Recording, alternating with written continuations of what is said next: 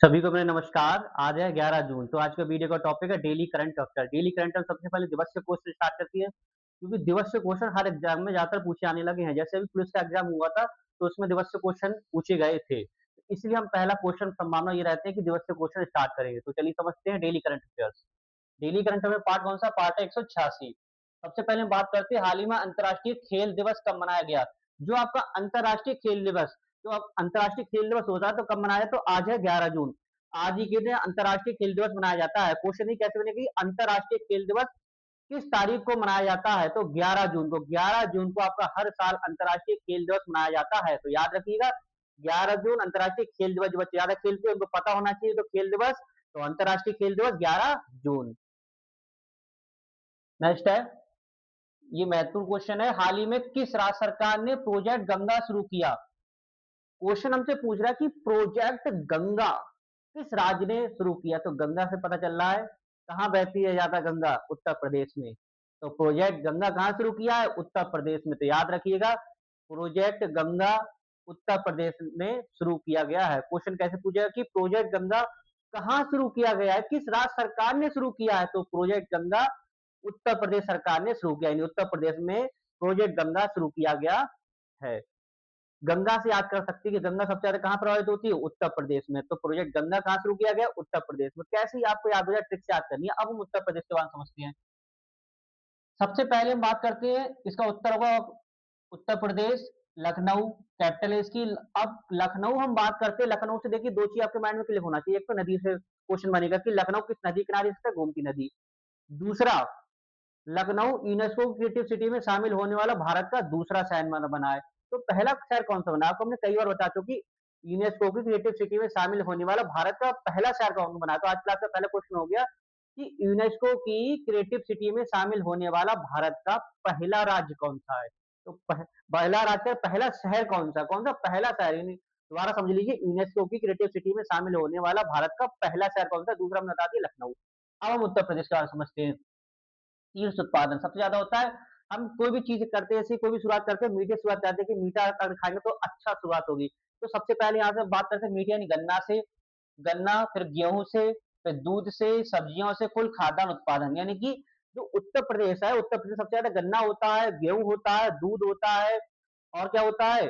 कुल खाद्यान्न उत्पादन में भी क्या चाहिए? उत्तर प्रदेश पूरे भारत में नंबर 1 है इन चीजों के मामले में। क्वेश्चन ही कैसे बनेगा कि गेहूं सबसे अधिक किस राज्य में उत्पादन होता है? सबसे अधिक उत्पादन किस राज्य में होता है? तो उत्तर प्रदेश में। दूध के उत्पादन में कौन सा राज्य प्रथम है? तो उत्तर प्रदेश। अच्छा, दूध से आप क्वेश्चन पूछ लेते हैं कि दूध के उत्पादन पूरे विश्व की बात करें, पूरे विश्व में जितने भी देश हैं, सबसे ज्यादा दूध का उत्पादन किस देश में होता है? यानी कि दूध के उत्पादन में कौन सा देश शीर्ष है? राज्य तो समझ में आएगा, उत्तर प्रदेश का पूछ रहे कौन सा देश शीर्ष है। आज के लास्ट का दूसरा क्वेश्चन होगा कि दूध के उत्पादन में कौन सा देश शीर्ष यानी पहले स्थान पर है? अब आगे समझते हैं। क्षेत्र की दृष्टि से उत्तर प्रदेश का सबसे बड़ा जिला है लखीमपुर खीरी। अभी पूछा गया था क्वेश्चन, मतलब एग्जाम में, पुलिस का एग्जाम हो रहा था कि उत्तर प्रदेश का सबसे क्षेत्र में सबसे बड़ा जिला कौन सा है? तो लखीमपुर की। छोटा बात करते हैं, छोटा कौन सा है? हापुड़। क्षेत्र की दृष्टि समझ में आ रहा है? क्षेत्र की दृष्टि एरिया, जैसे कि आपका घर होता है, कहते हैं इतने एरिया में है। तो सबसे ज्यादा एरिया उत्तर प्रदेश के किस राज्य में है? लखीमपुर खीरी। और सबसे कम यानी स्मॉल सबसे कम किसके पास है? तो हापुड़ के पास। अब समझते हैं जनसंख्या के मामले में। तो जनसंख्या की दृष्टि से उत्तर प्रदेश का सबसे बड़ा जिला कौन सा? प्रयागराज। पहले से इलाहाबाद के नाम जानते थे, अब इसे प्रयागराज कर दिया गया है। अब आपने बड़ा समझ लिया, आप समझते छोटा। सबसे कम जनसंख्या कहाँ है? महुआ में। तो आपने चार क्वेश्चन समझिए, समझ लीजिएगा, फिर से रिपीट कर लेते कि क्वेश्चन ये महत्वपूर्ण, अगर उत्तर प्रदेश से क्वेश्चन पूछा जाएगा तो संभावना यही से पूछ जाती है कि क्षेत्र की दृष्टि से उत्तर प्रदेश का सबसे बड़ा जिला कौन सा है? तो लखीमपुर खीरी। सबसे छोटा पूछिए क्षेत्र की दृष्टि सबसे छोटा जिला कौन सा है? हापुड़। अब आते जनसंख्या की दृष्टि से। जनसंख्या की दृष्टि से उत्तर प्रदेश का सबसे बड़ा जिला कौन सा है? प्रयागराज। अब पूछिए सबसे छोटा जनसंख्या की दृष्टि से कौन सा है? आपका महोबा। तो चार क्वेश्चन आपके हो गए। 24 जनवरी को उत्तर प्रदेश बनाते हैं। ये दिवस से क्वेश्चन बनेगा कि 24 जनवरी को कौन सा दिवस मनाया? उत्तर प्रदेश दिवस, या कह सकते हैं उत्तर प्रदेश दिवस किस तारीख को मनाया जाता है? 24 जनवरी। यदि आप उत्तर प्रदेश में रहते हैं तो पता होना चाहिए उत्तर प्रदेश दिवस कब मनाया जाता है? 24 जनवरी को। 24 जनवरी को आपका हर साल उत्तर प्रदेश दिवस मनाया जाता है। तो 24 जनवरी याद रखिएगा, उत्तर प्रदेश दिवस। तो सीधे सीधे याद रखिएगा कि तब 24 जनवरी आएगी तो उत्तर प्रदेश दिवस मनाया जाएगा। अब आगे समझते हैं। राजकीय नृत्य, राजकीय नृत्य क्या? कथक। कथक है, यानी क्वेश्चन पूछेगा कि उत्तर प्रदेश का राजकीय नृत्य क्या है? कथक। अच्छा, कथक का संबंध किस घराने से? जैसे घराना था लखनऊ घराना, बनारस घराना, तो कथक का संबंध किस घराने से है? ये महत्वपूर्ण क्वेश्चन पूछेगा जी। कथक उत्तर प्रदेश का राजकीय नृत्य है, तो कथक का संबंध किस घराने से है? उस घराने का नाम बताना आप कमेंट्स में। तीसरा क्वेश्चन होंगे आज की क्लास का कि उत्तर प्रदेश का जो राजकीय नृत्य कथक है, उसका संबंध किस घराने से है? लोकसभा सीटें 80 हैं, राज्यसभा 31, विधानसभा 403 है। अब जैसे लखनऊ आपने पढ़ा होगा कि लखनऊ उत्तर प्रदेश की राजधानी बनी है, तो अब पता होना चाहिए लखनऊ कब बनी, यानी इससे पहले क्या दूसरे कोई मतलब उत्तर प्रदेश की राजधानी थी? तो हाँ, सबसे पहले समझते हैं।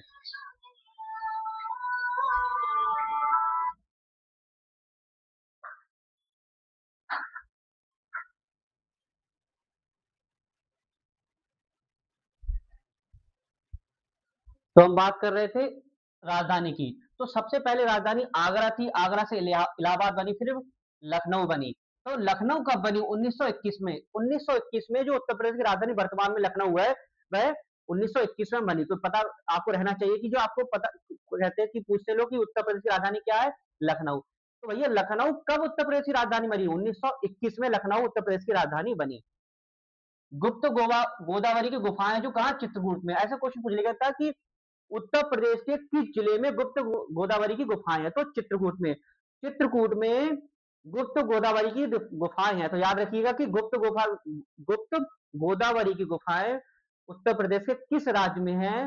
किस उत्तर प्रदेश किस जिले में है? तो किस जिले में? चित्रकूट में। चित्रकूट में गुप्त गोदावरी की गुफाएं हैं। इतना आपको उत्तर प्रदेश के बारे में पता होना चाहिए। अच्छा, उत्तर प्रदेश से क्वेश्चन आपका रह गया है, वो बहुत महत्वपूर्ण, कि उत्तर प्रदेश जनसंख्या की दृष्टि से भारत का कैसा पहला राज्य है? सबसे ज्यादा जनसंख्या कहाँ है? अपने उत्तर प्रदेश में। अब उत्तर प्रदेश में क्वेश्चन पूछ ली कि जनसंख्या की दृष्टि से पहला राज्य समझ में आ गया, तो क्षेत्रफल की दृष्टि से उत्तर प्रदेश भारत में कौन से नंबर पे आता है? तो आज क्लास का चौथा क्वेश्चन हो गया कि उत्तर प्रदेश क्षेत्रफल की दृष्टि से कौन से नंबर पे आता है? कमेंट्स में आपको बताना है।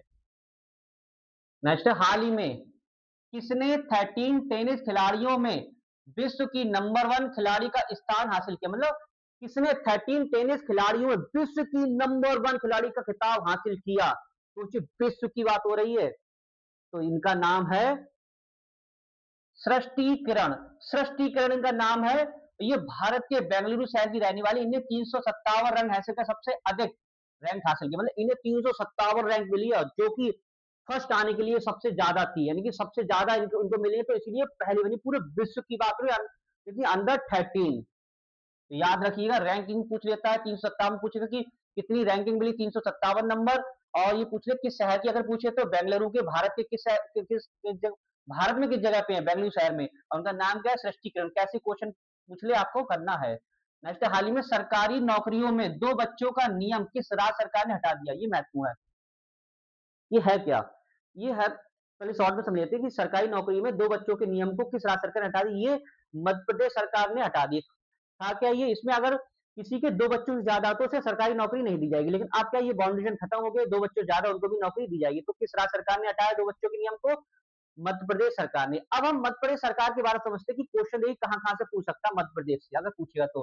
कैपिटल क्या है इसकी? भोपाल। सीएम है डॉक्टर मोहन यादव। गवर्नर है मंगूभाई सिंह पटेल। लोकसभा सीट 29, राज्यसभा 11, विधानसभा की 232। शीर्ष उत्पादन किस चीज का? सबसे पहले चना का होता है, सोयाबीन का होता है, अरहर का, तिलहन का।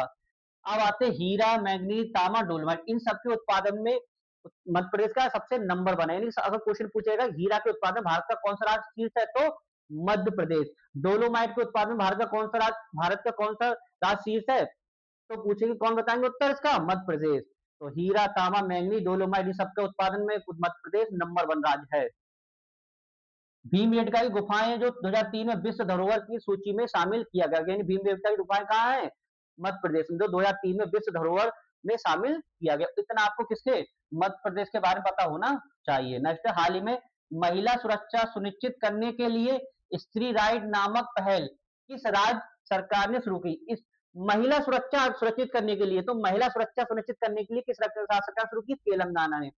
अब जैसे आपने तेलंगाना सुना, तेलंगाना से आपको क्या पता होना चाहिए? आपके माइंड में क्लिक होना चाहिए। हमने कई बार बता चुके हैं क्या? चपाता मिर्च, जो किसके आकार जैसी है? टमाटर के आकार जैसी। तो चपाता मिर्च को जीआई टैग मिला। तो चपाता मिर्च का संबंध किस राज्य से है? तेलंगाना। क्वेश्चन ये कैसे कर सकता कि किस राज्य की चपाता मिर्च को जीआई टैग मिला जो टमाटर के आकार जैसी लगती है? तो तेलंगाना। तेलंगाना की जो चपाता मिर्च है उसको जीआई टैग मिला है, जो कैसे आकार की है? टमाटर के आकार जैसी। अब इसके बारे में समझते हैं। कम्बल अमराबाद टाइगर रिजर्व है, कासु ब्रह्मानंद रेड्डी यहाँ पर है, महावीर हरीना वनस्थली है, मिर्गावणी नेशनल पार्क है। क्वेश्चन पूछे मिर्गावणी नेशनल पार्क भारत के किस राज्य में है? तो हैदराबाद में। महावीर हरीना वनस्थली कहाँ है? महावीर हरीना वनस्थली भारत के किस राज्य में है? तो तेलंगाना में। इतना आपको तेलंगाना के बारे में पता होना चाहिए। नेक्स्ट, हाल ही में किस राज्य सरकार ने सिविल सेवा प्रारंभिक परीक्षा उत्तीर्ण करने वाली महिला अभ्यर्थियों को सहायता राशि देने की घोषणा? ये बहुत महत्वपूर्ण है। क्वेश्चन पूछ रहा है कि जो बच्चे सिविल सेवा की तैयारी कर रहे हैं उनमें जो महिला वर्ग है, अगर महिला वर्ग प्रारंभिक परीक्षा पास कर लेती है तो किस राज्य सरकार ने उन्हें धनराशि देने की घोषणा की? तो बिहार सरकार ने। बिहार सरकार में अगर कोई महिला है, अगर वो वहां की जो पीसीएस की परीक्षा पास कर लेती है तो उसे 50,000 रुपए की धनराशि दी जाएगी। अब आती है यूपीएससी यानी कि भारतीय सिविल सेवा की बात कर रहे हैं। तो अगर कोई महिला वह उसकी प्रारंभिक परीक्षा पास कर ली तो उसे कितनी 1 लाख रुपए की धनराशि दी जाएगी। तो किस राज्य सरकार ने शुरू की? तो बिहार ने शुरू की है। देखिए इसे डिटेल में समझती है, महत्वपूर्ण योजना है। क्यों क्वेश्चन पूछ सकता है अगर बच्चे तैयारी कर रहे हैं, जो सिविल सेवा की तैयारी कर रहे हैं वो तो समझ ही लीजिए। जैसे किस राज्य सरकार ने सिविल सेवा प्रारंभिक परीक्षा उत्तीर्ण करने वाली अभ्यर्थियों को सहायता राशि देने की घोषणा की? ये बिहार सरकार ने शुरू किया। जैसे फीमेल को ही है, ये मेल के लिए नहीं है। यानी कि अगर कोई बॉय है, मैन है कि तैयारी कर रहा तो उसको धनराशि नहीं दे, लेकिन अगर फीमेल एंड गर्ल है तैयारी कर रही है तो उसको धनराशि दी जाएगी। सबसे पहले 50,000 की धनराशि पहुंची जाएगी जो बीपीएसई यानी कि जो वहां की सिविल जो वहां की जैसे पीसीएस होती है, जो पीसीएस लेवल की हर राज्य में जो परीक्षा होती है, तो वैसे कहाँ पे? बिहार, मतलब बी से बिहार। बिहार पीएससी का परीक्षा पास करेगा, प्रारंभिक परीक्षा पास करेगा तो 50,000, यूपीएससी की प्रारंभिक परीक्षा पास करेगा तो 1 लाख रुपए की धनराशि दी जाएगी। तो याद रखिएगा, जैसे आपकी दो परीक्षा होती है, एक तो आपको पीसीएस लेवल की होती है जो हर राज्य में होती है, तो उससे 50,000 धनराशि प्रारंभिक परीक्षा में। एक होती है आईएएस की परीक्षा। आईएएस की परीक्षा मतलब पूरे जो देश की मतलब में होती है सिविल सेवा की परीक्षा, यानी कि आईएएस जिन्हें बोलते हैं, आईएएस जो बनते हैं, तो वो अगर प्रारंभिक परीक्षा पास कर लेगा, अगर कोई महिला या गर्ल्स, तो उसे 1 लाख रुपए की धनराशि दी जाएगी। और पीसीएस की यानी अपने राज्य की परीक्षा पास करिए तो 50,000 की धनराशि दी जाएगी। तो यह धनराशि किस राज्य सरकार ने शुरू की है? ये की है बिहार। बिहार सरकार ने महिलाओं को मतलब आगे बढ़ाने के लिए ये धनराशि जारी की है, जिससे वो अपनी मेंस की और इंटरव्यू की तैयारी अच्छे से कर लेगी। अब बिहार के बारे में समझते हैं। बिहार जनसंख्या की दृष्टि से भारत का तीसरा राज्य, क्षेत्रफल की दृष्टि से 12 राज्य। ये महत्वपूर्ण है। क्वेश्चन एक पूछेगा कि क्षेत्रफल की दृष्टि से भारत का 12वां राज्य कौन सा है? बिहार। क्षेत्रफल की दृष्टि से 12वां हो गया। कुछ जनसंख्या की दृष्टि से भारत का तीसरा राज्य कौन सा? बिहार। जनसंख्या मामले में तीसरे नंबर पे आता है और क्षेत्रफल की दृष्टि से 12वें नंबर पे आता है क्या? बिहार। उत्पादन, लीची, मशरूम, मखाना, इन चीजों के उत्पादन में क्या चीज? बिहार प्रथम है। देखिए मखाना बात पूछ रहा है, मखाना के उत्पादन भारत का कौन सा राज्य शीर्ष है? आपका कौन सा शीर्ष है? आपका बिहार। बिहार में सबसे ज्यादा मखाना उत्पादन होता है। आप पूरे विश्व की बात कर लेते हैं, विश्व में मखाना के उत्पादन में कौन सा देश प्रथम है? तो आज क्लास का 5वां क्वेश्चन होगा कि मखाना, जिसे आप बहुत मन से खाते हैं, मखाना, मखाना खाने में चाहिए, मखाना के उत्पादन में कौन सा देश प्रथम है? हमने कई बार बता चुके मखाना उत्पादन, तो आपको कमेंट में बताना कि मखाना के उत्पादन में कौन सा देश प्रथम है। 22 मार्च को बिहार स्थापना दिवस मनाया जाता है और 12 मार्च 1912 को बिहार की स्थापना हुई। क्वेश्चन पूछेगा बिहार की स्थापना कब हुई? 12 मार्च 1912 में। याद रखिए, सॉरी 22 मार्च 1912 में बिहार की स्थापना हुई, कि 22 मार्च 1912 को बिहार की स्थापना हुई। तो क्वेश्चन कैसे बनेगा कि बिहार का स्थापना दिवस कब मनाया जाता है? 22 मार्च को बिहार का स्थापना दिवस मनाया जाता है। और बिहार की स्थापना कब हुई? 22 मार्च 1912 को। तो 22 मार्च 1912 को बिहार की स्थापना हुई। तो याद रखिएगा 22 मार्च 1912 बिहार की स्थापना। इतना आपको बिहार के बारे में पता होना चाहिए। नेक्स्ट, हाल ही में तामिल इकबाल को किस देश के क्रिकेट बोर्ड का अध्यक्ष चुना गया? तामिल इकबाल को किस देश के क्रिकेट बोर्ड का अध्यक्ष चुना गया? तो ये बांग्लादेश। बांग्लादेश के क्रिकेट बोर्ड का अध्यक्ष किसे चुना गया? तामिल इकबाल को। तामिल इकबाल बांग्लादेश के क्रिकेट बोर्ड के अध्यक्ष चुने गए हैं। अब हम बांग्लादेश से समझते हैं, बांग्लादेश से अगर क्वेश्चन बनेगा तो कैसे बनेगा, इंटरनेशनल लेवल की बात हो रही है, तो बांग्लादेश किसका उत्तर होगा, कैपिटल इसकी क्या है, ढाका। बांग्लादेश कैपिटल क्या है, ढाका है। करेंसी यानी मुद्रा क्या है, टका। पीएम कौन है, तारिक रहमान। पिक्चर भी सुनोगी, तारिक रहमान। तारिक रहमान सुनिए, तो आपके माइंड में किसी भी तरह से इमेज आपके बारे में बननी चाहिए। इमेज अगर बन जाएगी तो आप क्या की क्वेश्चन गलत करने की संभावना नहीं बनेगी, क्योंकि इमेज से क्या क्वेश्चन सही ज्यादा होती है।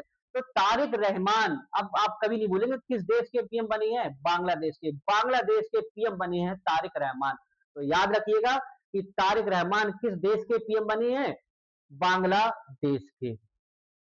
अब आप समझते हैं 26 मार्च को आपका स्वतंत्रता दिवस मनाया जाता है, मतलब 26 मार्च को बांग्लादेश अपना स्वतंत्रता दिवस मनाता है। कब, 26 मार्च को। यानी 26 मार्च को कौन मनाता है अपना स्वतंत्रता दिवस, कौन मनाता है आपका, बांग्लादेश। उच्चायुक्त कौन है ये पूछ लेता है, युक्त यानी भारत के बांग्लादेश में उच्चायुक्त कौन है, दिनेश त्रिवेदी। दिनेश त्रिवेदी भारत में बांग्लादेश को उच्चायुक्त हैं। संप्रति अभ्यास ये बहुत पूछता है, संप्रति अभ्यास। संप्रति अभ्यास भारत और किस देश के बीच होता है, बांग्लादेश के बीच। भारत और बांग्लादेश के बीच कौन सा अभ्यास होता है, संप्रति अभ्यास। तो क्वेश्चन कैसे बनेगा कि संप्रति अभ्यास किन दो देशों के बीच होता है, भारत और बांग्लादेश के बीच। तो डेली करंट अफेयर्स के क्वेश्चन थे। डेली करंट अफेयर्स में आपको अगर कोई भी डाउट लगता है, अगर आपको हमारे वीडियो से कोई भी आपको जैसे कि क्लियरिटी नहीं आ रही है, या फिर किसी प्रकार से क्वेश्चन हम पढ़ा रहे हैं उसका तरीका समझ नहीं आ रहा है, या फिर एक्स वाई जेड कोई भी अगर आपको समस्या आ रही है, तो आप कमेंट्स में लिख सकते हैं कि सर हमें इस तरह की समस्या आ रही है, इसको आप और क्लियर कर लीजिए, तो हम वो क्लियर कर लेंगे। तो आशा करता हूँ वीडियो आपको अच्छा लगा। वीडियो अधिक से अधिक लाइक कीजिएगा, शेयर की, कमेंट कीजिएगा। इसे वीडियो समाप्त कर, नेक्स्ट टॉपिक के साथ मिलेंगे। धन्यवाद।